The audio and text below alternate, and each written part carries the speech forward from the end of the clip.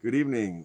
Welcome to our Sukkah in Eretz Israel. I'm Avraham Shira. We're going to begin a week of broadcasting from the Sukkah for this holy festival. And we're going to be speaking about joy in many different aspects and facets of understanding that will help us hopefully be happy the rest of the year after Sukkah.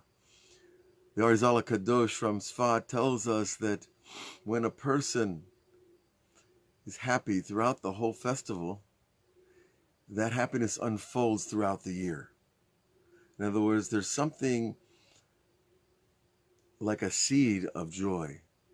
That seed, when you let it spring forth, when it comes out in your mitzvot, in your observance, in your practice, in your everyday life, on times like the festival, then the seed grows the entire year. It's not a stagnant moment by moment energy that comes and goes. We have those kind of moments. We have that kind of joy. But there is this joy that we plant the seed today and it continues to grow the entire year. So that's the joy that we're commanded here in the festival of the Sukkah. But what does it mean to be commanded to be happy? Let's say I'm not happy. Let's say I got 20 good reasons not to be happy. We got COVID over here, we got war over here, we got hunger, we got unemployment. What, I can't be unhappy? What does the Torah expect from a human being? We have emotions. We're complex people. We could have more than one emotion at a time. It's all wrestling around in the heart. So how can the Creator command us to be happy? What's He expect from us? V'chagecha, right? On your festival, v'samachta, you will be happy on your festival, but there's a way to read the inflection of the verse a little differently. V'samachta b'chagecha is able to be read because in the Bible you can read past tense as future tense and future tense as past tense. It says you will be happy, as opposed to you are commanded to be happy. Read the verse as you will be happy. You might not be happy right now, but if you just build the sukkah and buy your 4 species and sit down with your beloved and make a suda and make the blessings and sing a few songs, tell a few stories, look into the sky, you're going to be happy. It just works that way. So, but that's the first level of happiness. Now, there's many levels of happiness, obviously. The child is happy when you give him a present or some candy. You give the same present or candy to an adult, and it's like, well, my doctor said I can't eat this. He might be happy that his grandchild thought of him to give him something, that's for sure. There's no joy like when your children and grandchildren pass something along like that.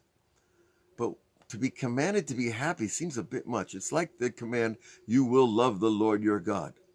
How do you command someone to love you? What does God expect? But again, read it as you will. If not now, you will. You just do the mitzvah and you will see that love is unfolding from your actions. Because the action itself is aligning you with the will of the infinite. And the will of the infinite already contains the joy. So when you align your when you align your actions with what you're told, then the actions actually release a time-release joy that comes after the doing. Okay, so, it's one of those things that you have to do it to experience it. And then when you experience it, you're like, whoa, it works. And isn't that amazing? But that's only, again, the first level of the joy of the mitzvah of sitting in the sukkah. Now, we have some other places in the Torah with joy. It's not all, fire and brimstone, like it used to be, at least presented, shall we say, in the old-time religion. No, we're not about that. We're about the new world and the new generation and the new people that want God. They already see through the dark filter of the old-time religion. Because we have joy when Sarah, of all people, the matriarch, laughed when the angels told her she was going to have a baby at 90 years old. And the angels even called her on it. And they said, you laughed. And Sarah said, no, I didn't. No, I didn't. She tried to cover her bases very quickly. and the angel said, no, you laughed. And but we're going to hide your laugh, because she didn't believe that a 90-year-old woman who had never had a baby could suddenly become pregnant and have a baby. And what was the baby's name? Yitzhak, which in Hebrew means litzahek. It's the same root word for to laugh. So it's a very interesting switch. She turned the name of the child into the laughter that she herself tried to deny because she felt embarrassed. She knew she was talking to a high spiritual being, and they called her on her laughter. But she also didn't want to embarrass her husband to show that she lacked faith that a 100-year-old husband could also have children. But for God, these are small miracles. I hate to say it, because it's much more difficult, Rabbi Nachman says, to change a person's character than it is to have a 90-year-old woman give birth. Changing our characters is really the hard work of this world. But it's the most rewarding, obviously, because if we don't, we're in worse trouble. Okay, not too much about that. So you have this idea of laughter, and laughter in the Kabbalah emanates from the left brain, but it's expressed by the left arm. So you see there's a direct connection, that when we laugh outwardly, that's external laughter that's coming from Gevurah. And the scientists have even done studies that people laugh, they burn more calories in laughter per second than you do in exercising. Because if you notice, when you laugh, your whole upper body flexes to produce that that laugh. Okay, but what's the inner laughter? The laughter of Bina, the laughter of the mind, the joy within, that maybe it'll show on your face, hopefully, for the sake that other people can get your laughter, get your joy. What's the inner laughter of the mind? Well, we have a pasuk, Or zarua letzadik, ule lishrei lev simcha. That light is planted for the righteous and those who have straight of heart, right? The straight shooters, simcha, will be happy. So you see, it's the straight heart that gives one the inner joy. You don't have to laugh. If it's not funny, you don't have to laugh at the joke, right? But the inner joy, the lishrei lev simcha, the straight of heart, have that happiness. How do you get that? What's that deal? So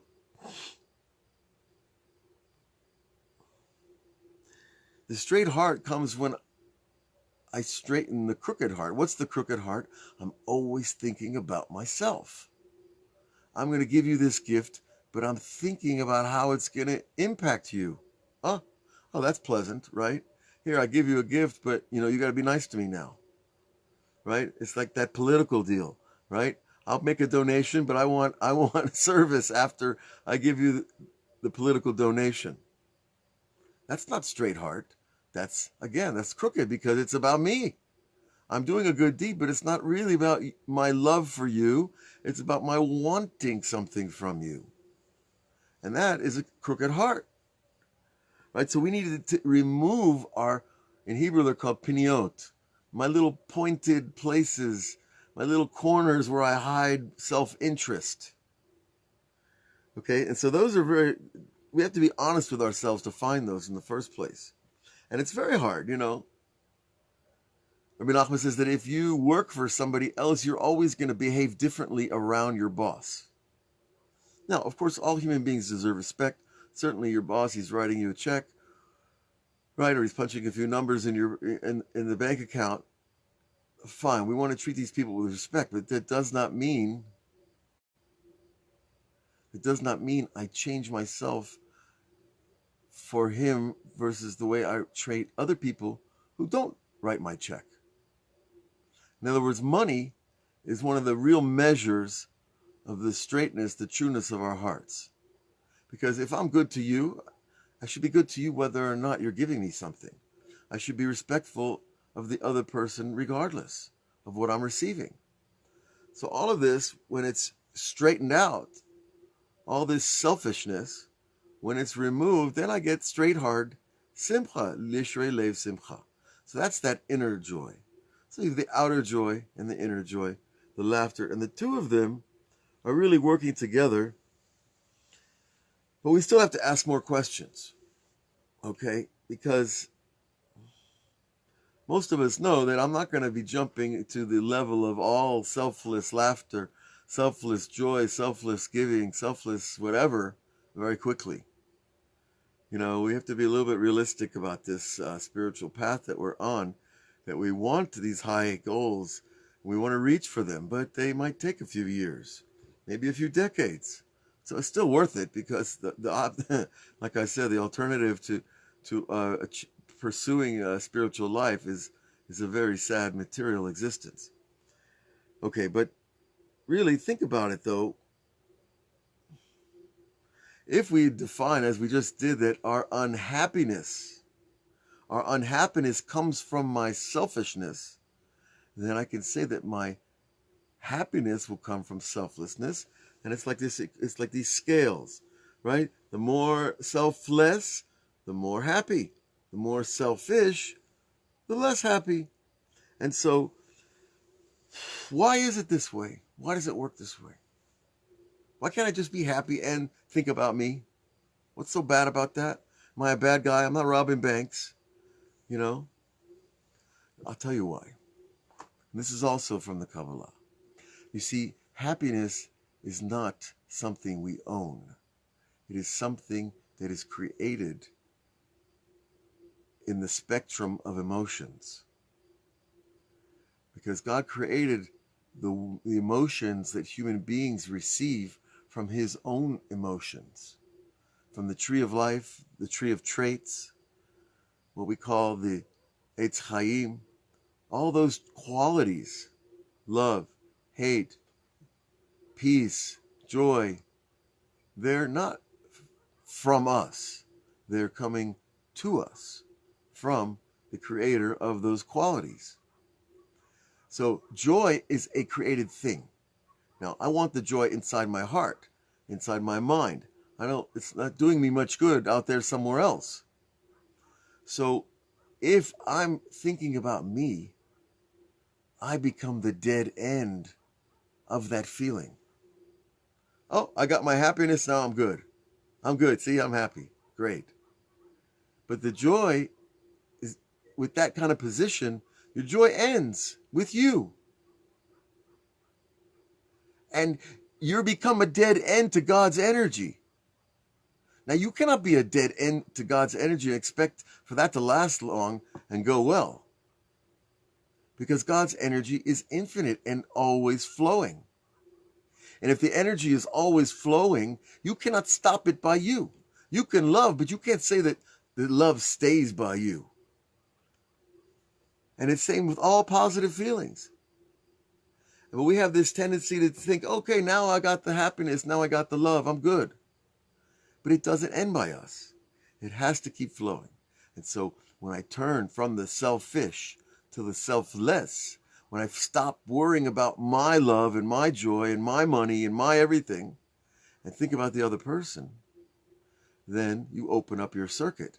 You open up the channel, and the love flows from the higher realm down into your heart and out of you into the world, into other people, into other lives. And hopefully they'll get the same idea and they'll pass it on to others. And that's really how it works. So we don't want to be a dead end for God's energy, because ultimately you're going to either explode or implode, one or the other. And neither is good. All right.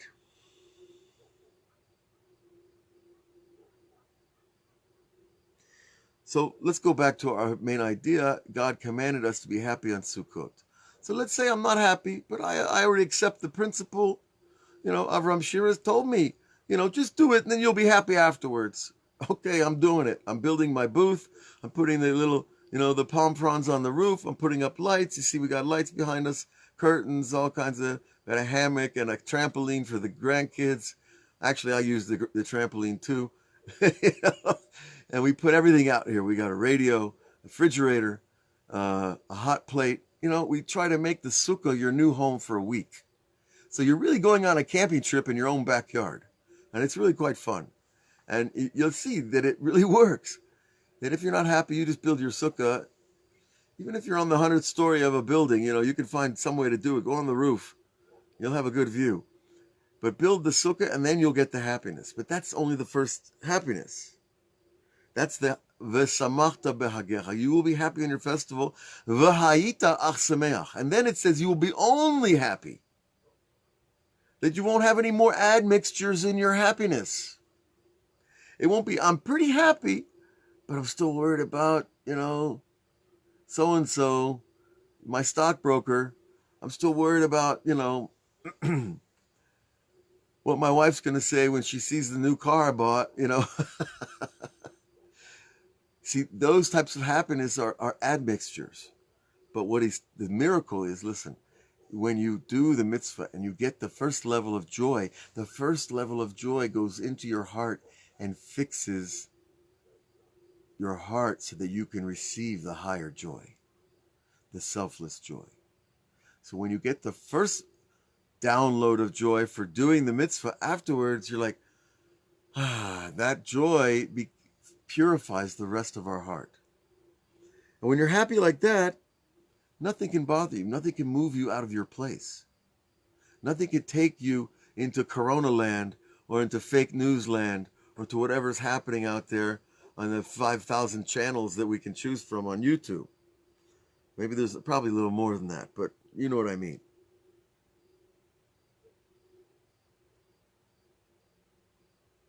So, you know, it's it's one of those things that, again, you have to do it and then you experience it. And that's what the Jews had to do in the desert.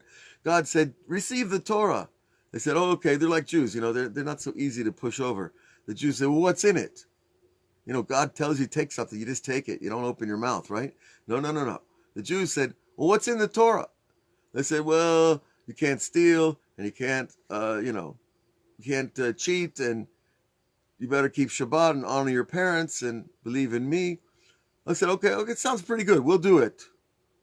That choice changed reality for all of humanity, for all of time. The choice when they decided, okay, we'll take it. Now the Midrash and the Talmud tells us God held a mountain over their head. Like, if you don't take this Torah, you're going to get crushed by a mountain. And that's kind of a CGI image, right? I don't know what the Midrash expects us to understand, but we can understand this, that God can make you hallucinate and see anything he wants you to see. Just like in the 6-Day War, when all those Syrian tank drivers thought they saw 500 Israeli tanks on the Golan Heights. When they were captured and interviewed, they said, we thought you guys had more tanks than us. And they outnumbered our tents like 50-1. But God made them hallucinate and see a lot more Israeli tanks. So he can do that individually too, for us, to make us see what we need to see in order to do what we need to do. So that's an interesting discussion unto itself, this idea of divine hallucination, because it's very close to the experience of prophecy. Now, we've been dealing with this on our meditation class on the Lighthouse, and on if you check me out on Patreon, I have a whole series on divine inspiration, Ruach HaKodesh, how you can get it, what you have to do, what you shouldn't do, etc. That's something that every person can achieve. It's not just for the guy who sits and learns all day. It's for the people who have the right deeds, the right heart, the right thoughts, the right speech. You fix all those things, you're going to get that Yishrei Lev Simcha. You're going to get that influx of divine inspiration. It's going to help you make the right decisions every time. Remember, God bats 1,000. God never strikes out. Okay? So, I was just thinking of a little story that kind of goes with this Torah. It's actually, I was at a wedding once. It was a few years back. And it wasn't a very fancy wedding. And, in Jerusalem, the way the rules of weddings work, anybody can show up and walk in, and you're not allowed to tell them to leave. It's just that way. It's an old tradition. It's the holy city of Jerusalem. On the day of a wedding, there's joy, and there's so much joy, there's extra food. Don't worry, let the people come in.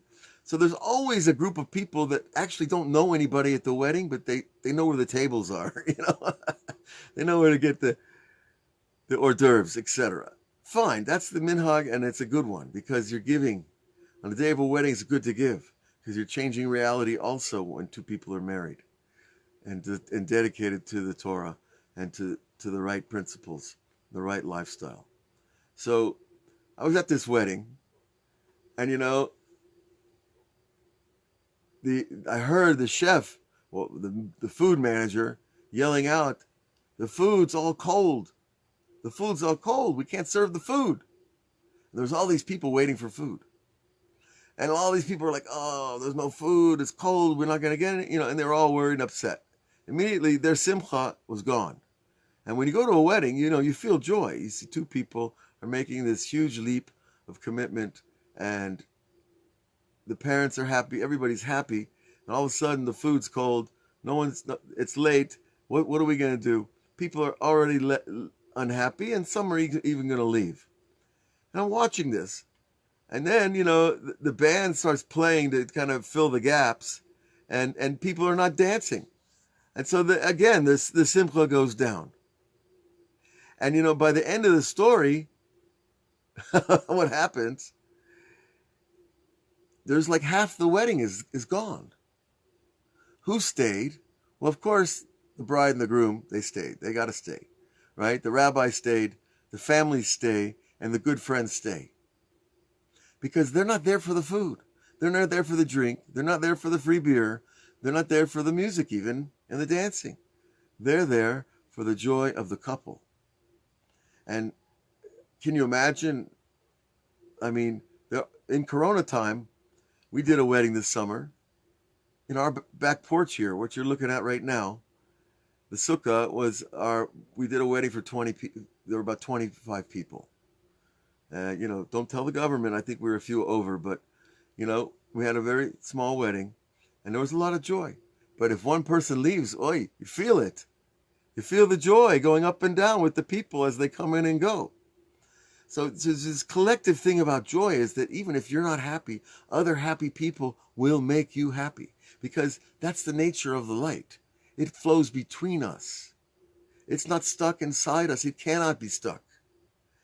If you try to hold on to God's light, it will run away from you. But when you just receive it and give it, then guess what? You get more. So this is a little bit of what's going on here in the Sukkah. It's Eretz Yisrael. It's a time of joy. There's all kinds of things happening in the world. Anybody you talk to seems to have messianic ideas on their mind. And we understand that this whole pandemic is really a preparation for a much greater reality. Because remember, before you can build a new house, sometimes the old house has to be taken down. So we'll see what happens and how it works out.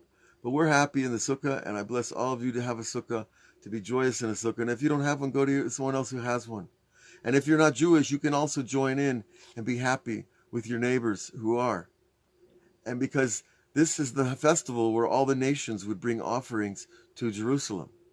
So it is truly an international festival designed by God, for all Jews and all non-Jews as well, to come and join humanity at its highest point. So God bless you all. We'll see you again this week on Facebook, and you should only have blessings and divine protection in all that you do.